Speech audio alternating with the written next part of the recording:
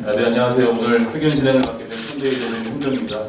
참석해주신 어머님들께 감사드리며 지금부터 안철수 후보님의 신년 기자회견을 시작하도록 하겠습니다.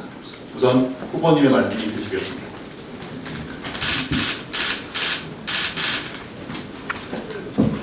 사랑하는 국민 여러분, 국민의당 대통령 후보 안철수입니다. 설을 앞두고 다시 한번 올 한 해 건강하시고 뜻하던 바 성취하시기를 기원합니다. 어렵고 힘든 시기지만 반드시 이겨낼 것이라는 각오로 서로 손을 맞잡는다면 우리는 반드시 희망의 등불을 다시 켤 수 있을 겁니다. 무엇보다도 저에 대해 다시 한번 높은 관심을 보여주시는 국민 여러분께 진심으로 감사의 말씀 드리고 싶습니다. 지난 30년간 한국 정치의 숨통을 막아온 낡은 편가르기 정치와 역대급 비호감 대선 속에서 대한민국의 국민적 양심이 죽지 않고 살아 숨쉬고 있다는 사실에 감동하지 않을 수 없었습니다. 이제까지 살아온 제 삶과 정치 입문 이후 걸어온 그 길이 결코 헛되지 않다는 확신을 주셨습니다. 저에게는 천군만마보다 더 큰 힘이 되고 있습니다. 아직 여전히 어렵고 넘어야 할 산과 건너야 할 강이 많지만 전국의 시장 곳곳에서 제대로 된 사람은 안철수밖에 없다면서 제 손을 꼭 잡아주시는 따뜻한 손길이 계시기에 외롭지 않습니다. 이제까지 결코 부끄럽게 살지 않았기에 대한민국 이대로 안 된다는 굳은 신념과 각오로 확실한 정권 교체 이후 더 좋은 대한민국을 만들기 위한 저의 진구는 계속될 겁니다.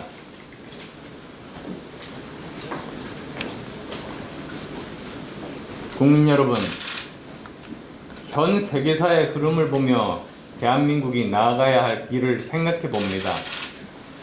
우리는 지금 어디에 서 있고 어디로 가야 하겠습니까? 격화되는 미중 갈등과 과학기술 패권 전쟁의 시대, 끝나지 않은 코로나19와의 사투 속에서 우리가 선택하고 해야 할 일들이 너무나 많습니다. 북한이 핵실험을 재개하고 대륙간 탄도미사일을 쏘아 올리면 우린 어떤 대책을 가지고 있습니까? 만약 러시아의 우크라이나 침공이 현실화돼서 동서냉전이 다시 시작되고 여기에 영향받은 중국이 대만에 물리력을 행사하고 미국이 개입한다면 도대체 우리는 어떻게 해야 합니까? 결코 먼 나라 이야기가 아닙니다. 언제든지 일어날 수 있는 우리의 현실 이야기입니다. 지난 4년 반 동안 대한민국 내부는 어땠습니까? 미친 집값, 미친 전셋값, 미친 세금, 내로남불의 적폐청산, 듣보잡, 소득 주도 성장, 무엇 하나 제대로 된 것, 정상적인 것 단 하나라도 있었습니까? 정치는 어땠습니까? 문제를 풀어내는 정치 한 번이라도 보셨습니까? 꽉 닫힌 청와대, 실종된 정치 속에서 미래 비전이 없는 나라가 된 지 오래입니다. 자기들끼리 박수치고 환호하는 국회 본회의장 모습 속에서 이 나라 의회 민주주의도 함께 사라졌습니다.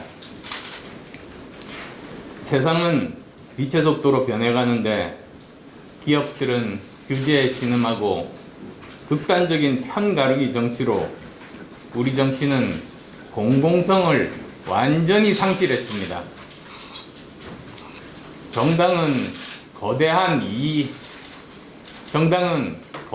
이익 집단으로 변하고 권력을 잡으면 세금으로 자기 편 나눠주기가 정치하는 목적이 됐습니다.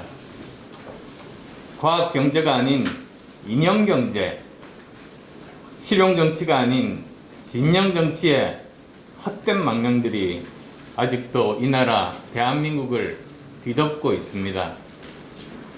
이런 상황에서 대한민국이 과연 모두가 함께 잘 사는 미래로 나갈 수 있겠습니까? 어느 누구도 그렇다고 대답할 수 없을 겁니다.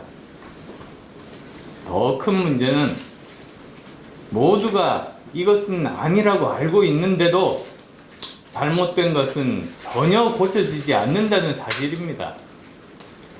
서로가 닥치고 정권 교체, 닥치고 정권 유지만 외치고 있고 그 후 다람쥐 쳇바퀴 돌듯이 정권 잡는 쪽이 새로운 적폐가 되는 적폐 교대의 반복을 막을 방법은 고민하지 않고 있습니다. 대통령과 정치인들이 책임있게 나서서 필요하다면 돌도 맞겠다는 각오로 나서서 잘못은 바로잡고 뜯어 고칠 것은 뜯어 고쳐야 하는데 대통령은 구중궁궐 청와대에 숨어있고 기득권 정당 대선 주자들은 포퓰리즘이라는 망국적 중병에 걸려 있습니다. 국가 채무가 1천조 원이 훨씬 넘고 국민연금은 30년 후 고갈을 예고하는데 기득권 양당의 대선 주자들은 오로지 퍼주겠다는 빚잔치 외에는 아무런 생각이 없습니다. 양쪽 모두 빚내서 돈 쓰겠다는 후보만 있지 돈 벌어오겠다는 후보를 보지 못했습니다. 이런 나라에 무슨 청년의 미래와 꿈이 있겠습니까? 그래서 오늘 저 안철수는 분명하게 말씀드립니다. 더 이상 이대로 계속 갈 수 없고 가서도 안 됩니다. 이번 대선에서 모든 것을 다 펼쳐놓고 도대체 이 나라가 어디로 가야 하는지에 대해서 토론하고 국민의 객관적인 평가와 심판을 받아야 합니다. 이번 대선의 성격과 목표는 분명합니다. 그것은 구체제, 앙시행 레짐의 종식입니다. 구체제를 종식시키고 신체제가 등장해야 합니다. 구시대를 종식시키고 새 시대를 여는 시대 교체를 해야 합니다. 기존의 것을 창조적으로 부수고 대한민국의 비전을 뚜렷하게 다시 세우고 그 비전의 실현을 위해 우리는 무엇을 해야 하며 무엇을 할 수 있을지를 결정해야 합니다. 대한민국이라는 공동체 구성원 모두가 함께 뜨겁게 공감할 수 있는 미래에 대한 비전이 필요합니다. 이것이 이번 대선에 주어진 시대적인 요구입니다. 무조건 권력만 먹고 보자며 서로 손가락질하는 비호감 대결, 일단 퍼주고 보자는 망국적 포퓰리즘 대결할 때가 아닙니다.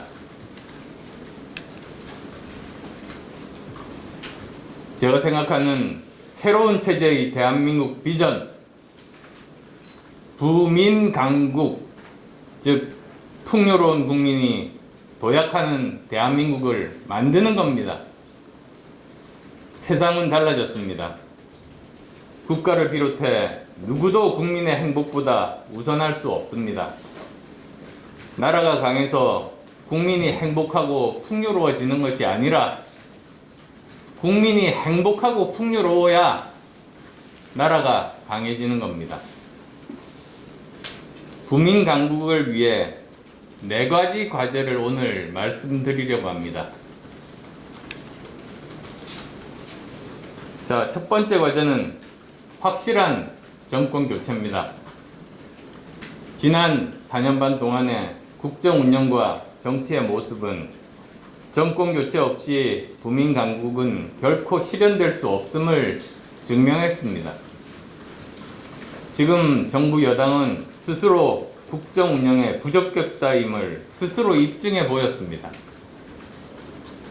확실한 정권 교체는 야당 후보의 여당 후보와의 경쟁력에서 시작됩니다. 누구에게 표를 몰아줄 때 더 확실하게 정권 교체가 되는지, 누가 여당 후보를 압도적으로 이길 수 있는지에 대한 국민적 판단이 있어야 합니다. 또한 야당 후보 중 누가 더 좋은 정권 교체를 해낼 수 있는지가 중요합니다. 반사 이익에 기댄 닥치고 정권 교체는 위험합니다. 준비되지 않은 정권 교체는 실패한 전임 정권들의 전철을 밟을 가능성이 높기 때문입니다. 정권 교체를 하더라도 독선적이거나 미숙하게 국정 운영을 하면 결국은 180석 민주당의 이리 치이고 저리 치이다 허망하게 끝날 수 있습니다. 그러니까 이번 한 번 정권 교체 하더라도 오히려 다음 대선부터는 민주당 20년 장기 집권 기반을 만들어 줄 수 있음을 우리는 냉철하게 따져보고 경계해야 합니다. 그래서 저는 정권 교체를 바라는 국민 여러분 앞에 확실한 정권 교체 실현의 적임자 기준은 선거에서는 여당 후보와의 경쟁력, 선거 후에는 성공한 정부를 만들 수 있는 능력, 더 좋은 대한민국을 만들 수 있는 능력으로 결정해야 한다고 분명하게 말씀드립니다. 두 번째 과제는 국민 통합 내각의 구성입니다. 역사적으로 분열된 나라가 위기를 극복한 예가 없습니다. 위기를 극복하기 위해서는 국민 통합을 해야만 하고, 그렇게 하기 위해서는 승자 독식의 정치를 끝내야 합니다. 51%로 이기면 나머지 49%의 민심은 길거리에 내팽개치는 배제의 정치가 아니라 모든 국민의 뜻이 국정에 반영되는 정치 구조와 문화가 만들어져야 합니다. 이제 힘으로 대결하는 정치가 풀 수 있는 문제는 없습니다. 연합의 정치로 합의 민주주의 시대를 열어야 합니다. 저는 당선되면 정파를 가리지 않고 유능한 인재를 등용하는 국민 통합 내각을 구성하겠습니다. 국무총리를 포함하여 국무위원 및 기타 장관급 인사는 연합정치 정당에서 추천하는 인사를 우선하여 내각에 참여시킬 것입니다. 소속 정당은 다르지만 나라를 위하는 마음이 같고 도덕성이 국민 눈높이에 맞고 해당 분야에 대한 능력이 있는 사람이라면 손을 맞잡지 않을 이유가 없습니다. 정파가 중요한 게 아니라 일 잘하는 사람이 중요합니다. 우리 편인지 아닌지만 따지는 고위공직자 인사기준, 이제야말로 완전히 바꿔야 합니다.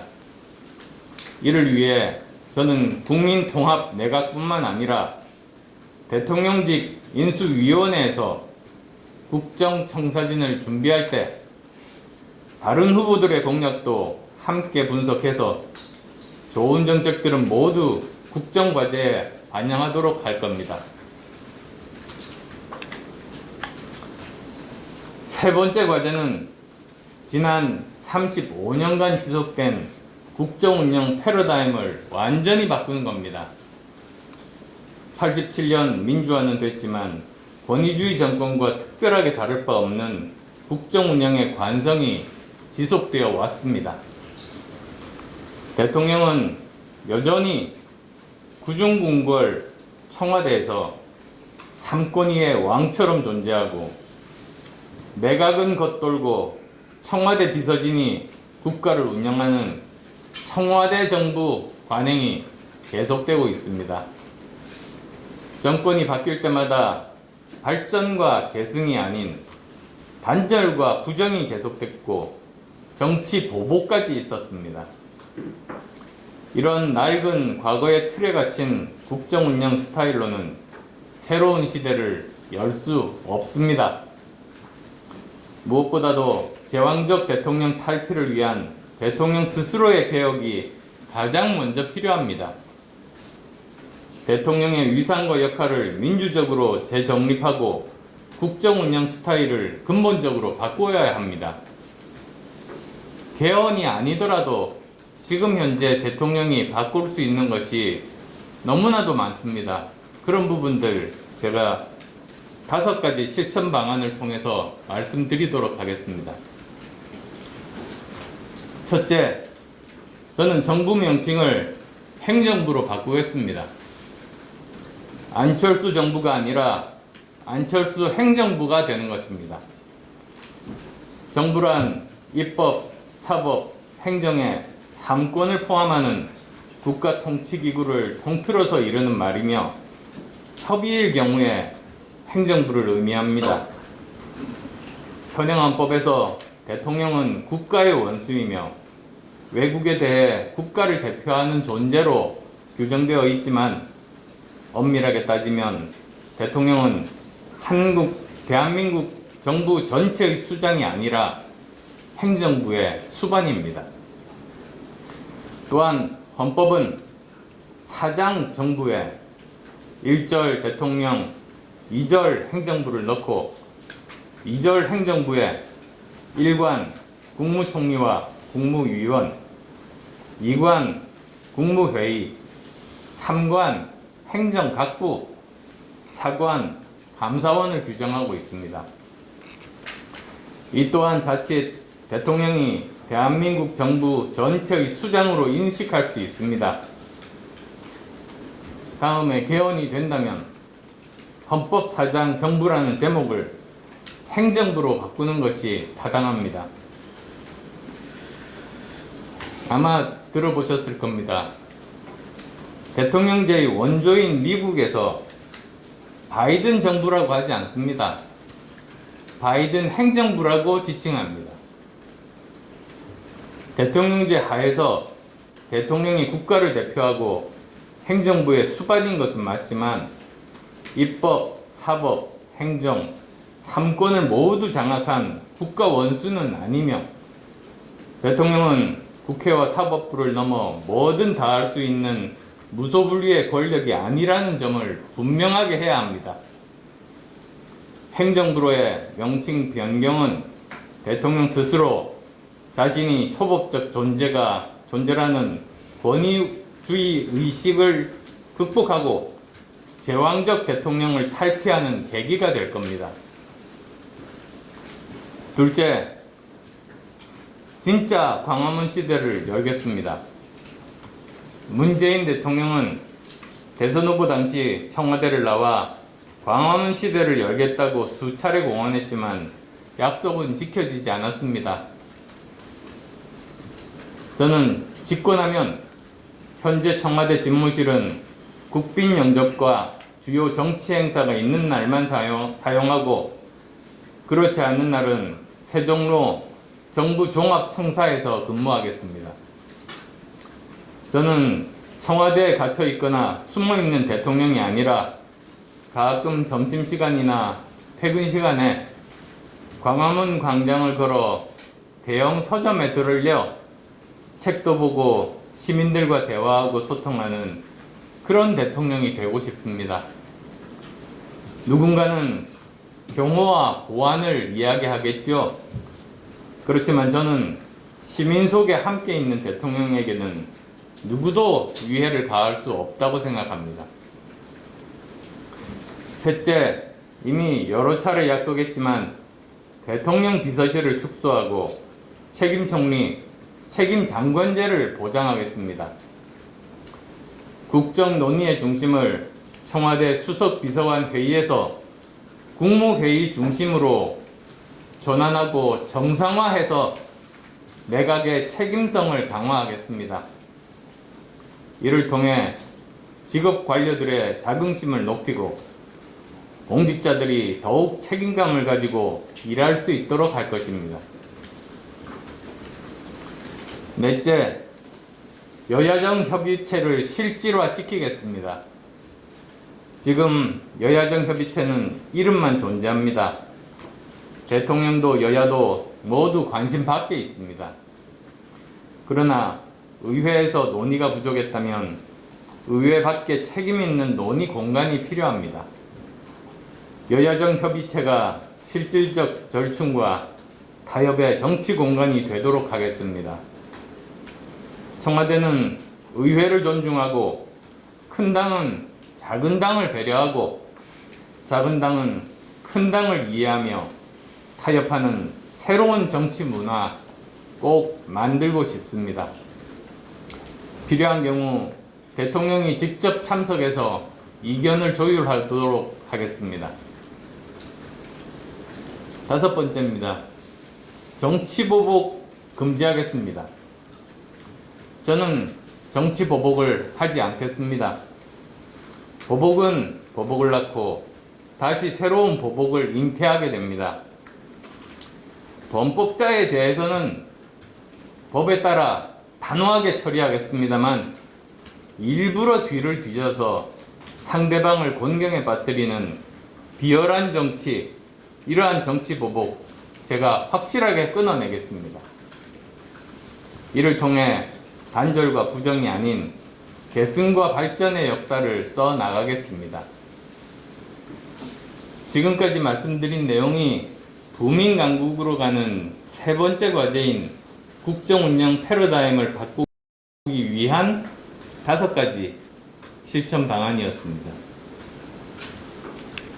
마지막으로 부민 강국으로 가는 네 번째 과제는 강력한 개혁의 실천입니다. 구조적으로 기득권이 득세하고 반칙과 특권의 어두운 관행이 존재하는 나라에서 모든 국민이 행복할 수 없습니다. 저는 기득권 정치 세력과 후보들이 외면하는 국민연금 개혁과 공적연금 일원화, 강성귀족 노조의 개혁, 관료들의 철밥통 규제의 혁파, 정치 포퓰리즘의 추방 등 표는 안 되지만 시대가 요구하는 진짜 개혁을 약속해 왔습니다. 무엇보다도 교육, 노동, 연금 3대 분야의 개혁은 결코 피해갈 수 없습니다. 교육개혁 없이 새로운 시대에 적응하고 초격차를 만들어낼 인재를 키워낼 수 없습니다.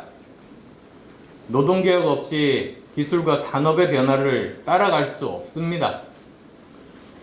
교육개혁과 노동개혁이 성공한다 해도 공적연금의 불평등 구조로는 국민의 마음을 하나로 뭉칠 수 없습니다. 사실 이들 하나하나가 역대 정권이 시작만 하고 끝내지 못했거나 아예 외면한 개혁 과제들입니다. 이 과제들을 새 대통령 임기 내에 모두 해내는 것 매우 어려운 일임을 잘 알고 있습니다. 이런 국가적 개혁 과제가 성공하기 위해서는 리더의 강력한 개혁 의지도 중요하지만 따라서 국민 다수가 개혁의 방향과 방법에 동의해야 가능합니다. 제가 국민통합 내각을 말씀드리는 배경에는 국가 미래를 위한 개혁을 위해서는 단합과 대타협의 정신이 그 어느 때보다도 필요하기 때문입니다.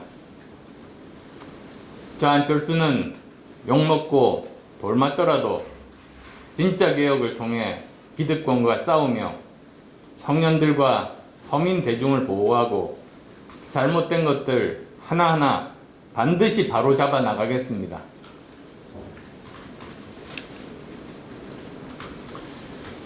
존경하는 국민 여러분, 지금은 인생 100세 시대입니다. 개인의 인생 설계도 100년을 내다보고 해야 할 이 시대에 국가라면 당연히 더 장기적이고 체계적인 안목으로 국가 100년 대계, 즉 지속 가능한 장기 국가 발전 계획을 세워야 하지 않겠습니까? 역사를 거울 삼아 미래를 통찰력 있게 꿰뚫어보고 향후 100년의 국가 계획을 세워야 할 때입니다. 지난 100년 돌아보면 우리는 식민지에서 독립하고 동족 상잔의 전쟁을 겪었습니다. 그 폐허 위에서 얼룩지고 그늘진 곳도 있었지만 강력한 한미동맹과 지도자의 해안을 바탕으로 산업화를 이뤘고 국민의 손으로 민주화를 이뤄냈습니다. 이제 앞으로 100년의 목표는 산업화와 민주화를 넘어 선진화를 달성하고 지속가능한 자유민주주의와 시장경제 체제를 확립하는 것입니다. 여기에 더해 지금까지의 추격자 위치에서 벗어나 세계의 과학기술을 선도하는 국가가 되어야 합니다. 지난 100년이 굴욕과 좌절, 갈등과 분노를 극복하고 쟁취해낸 생존과 부활의 역사였다면 앞으로의 100년은 변화를 선도하고 초격차를 만들어내는 도전과 영광의 역사가 되어야 합니다.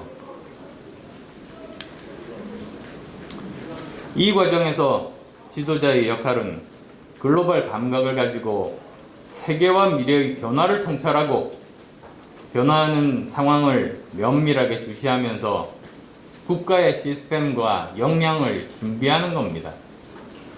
그래야 다가오는 기회를 발전의 발판으로 삼을 수 있습니다. 이제 새로운 100년의 도약을 준비해야 합니다.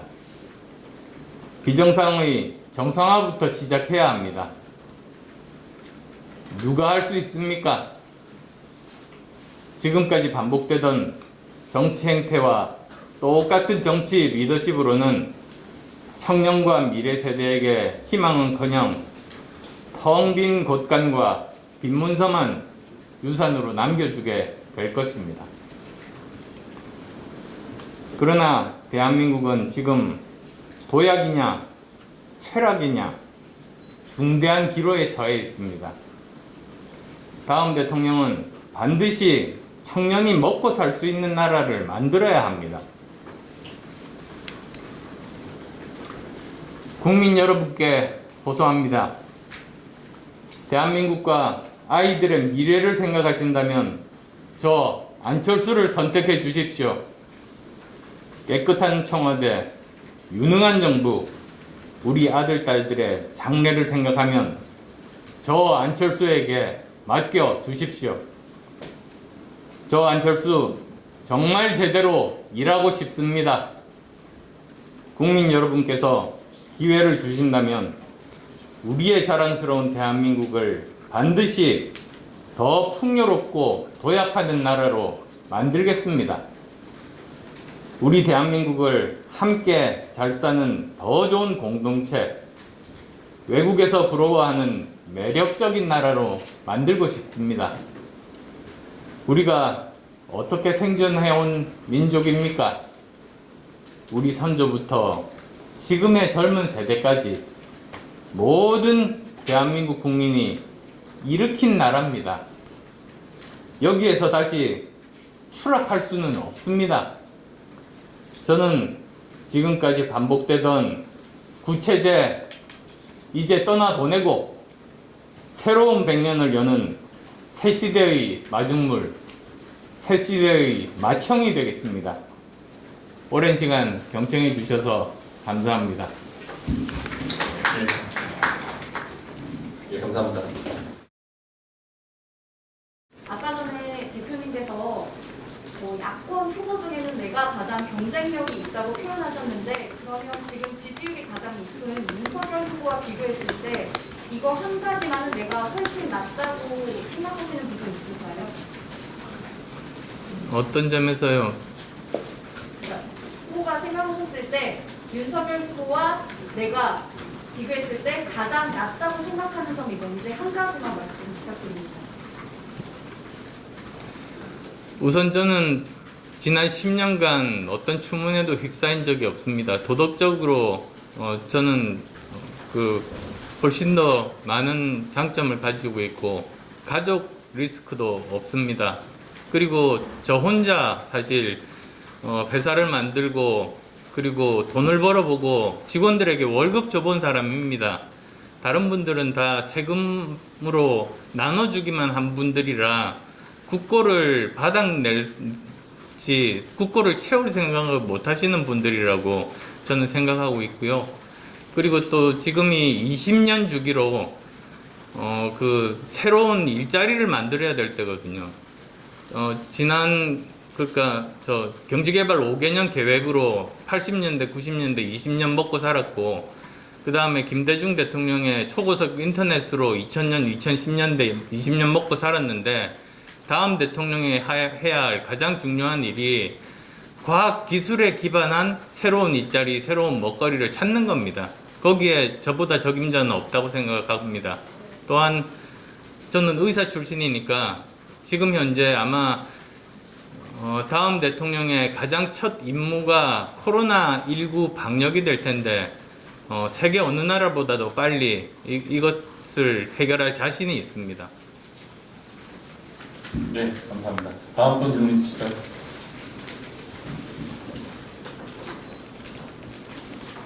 MBC. 네, MBC 김정희입니다. TV 토론 관련해서 이준석 대표가 양비론이 끼면은 토론 집중도가 떨어질 것이라면서 양자 토론이 필요하다고 주장을 했는데요. 어떤 입장이신가요? 그런 논리는 제가 처음 들어봅니다. 그거는 기자 여러분들이 한번 판단해 보시죠. 3자 토론이 양비 토론 때문에 양자 토론보다 못하다? 그 논리 아니겠어요? 네. 어쩌면 저는 미래에 대한 이야기 또 우리나라의 생존 전략에 대해서 이야기를 할 텐데 그러다 보면 아마 서로 네거티브 하기가 굉장히 힘든 그런 환경이 될 수 있겠죠. 그렇게 되면 어쩌면 제가 그런 토론이 되지 않게 막는 저로 봐서는 국민들을 위해서는 좋고 그쪽 거대 양당으로 봐서는 방해꾼으로 취급당할 수도 있겠습니다. 네, 감사합니다. 다음 분 질문 있으실까요? 네, 연합뉴스. 연합뉴스TV 서영석입니다. 아까 전에 말씀 중에 대답 중에 국민들은 마이크. 지금 새로운 정치를 원한다고 말씀을 하셨어요. 근데 지금 후보님 10년 정치 생활에서 국민들께 그동안 보여줬던 새로운 뭔지, 앞으로도 보여주고 싶은 건 뭔지, 그 10년에서 아쉬웠던 건 뭔지 말씀 부탁드립니다. 10년 전에 제가 새로운 정치를 하겠다고 새 정치 말씀드렸죠. 그게 뭐였냐면 이랬습니다. 처음 고민은 왜 사람들이 정치 경험이 없는 서울대학교 교수를 정치를 하라고 하실까? 그건 지금 현재 한국 정치가 너무나도 싫기 때문 아닙니까? 그럼 저도 국민의 한 사람으로서 한국 정치의 어떤 부분을 싫어서 저를 불러내실까 하고 생각했습니다. 제가 정리한 건 세 가지였습니다. 부정부패, 그 다음에 편가르기 싸움만 하고 민생 문제 해결 않는 거, 그 다음에 선거 전날까지는 머리 숙이다가 선거만 지나면 왕처럼 군림하는 태도, 이 세 가지 아니겠습니까? 그래서 저는 그런 세 가지 정치를 하지 않겠다. 즉 저는 깨끗한 정치를 하겠고, 그 다음에 두 번째는 민생 문제 해결하는 정치를 하겠고, 그리고 국민을 섬기는 정치를 하겠다. 그 세 가지를 제가 새 정치 한 단어로 표현을 했었죠. 제가 10년 전에부터 그 말을 했는데, 근데 들려오는 얘기는 모호하다는 이야기만 들려오더라고요. 그래서 저는 처음에는 몰랐어요. 아, 이게 내가 설명 능력이 부족하구나. 더 쉽게 설명해야 되겠다. 근데 몇 번 노력하다 보니까 그때 깨달았습니다. 이게 기득권 정치 논리인 거예요. 사실 세금으로 자기 편 먹여 살리려고 정치하는 사람들이 제가 얼마나 믿겠습니까? 그러다 보니까 제가 아무리 명확하게 새 정치가 이거라고 설명을 해도 그 사람들은 계속 모호하다고만 이야기를 합니다. 근데 그쪽은 입이 10만 개고 저는 입이 하나니까 일반 대중들 입장에서는 10만 명의 목소리만 많이 들리는 거죠. 그러면 일부러 제가 한 말을 찾아보지 않으신 분은 그냥 새정치 모호한 거구나 이렇게 잘못 알게 하는 거죠. 그게 바로 히틀러 밑에 있었던 괴벨스의 수법 아닙니까? 거짓말도 반복하면 진실이 된다. 그게 구태정치의 대표적인 나쁜 폐해입니다. 그러니까 새정치라는 거는 그것도 깨려고 나온 거죠. 그리고 그건 지금도 초심 변함 없습니다.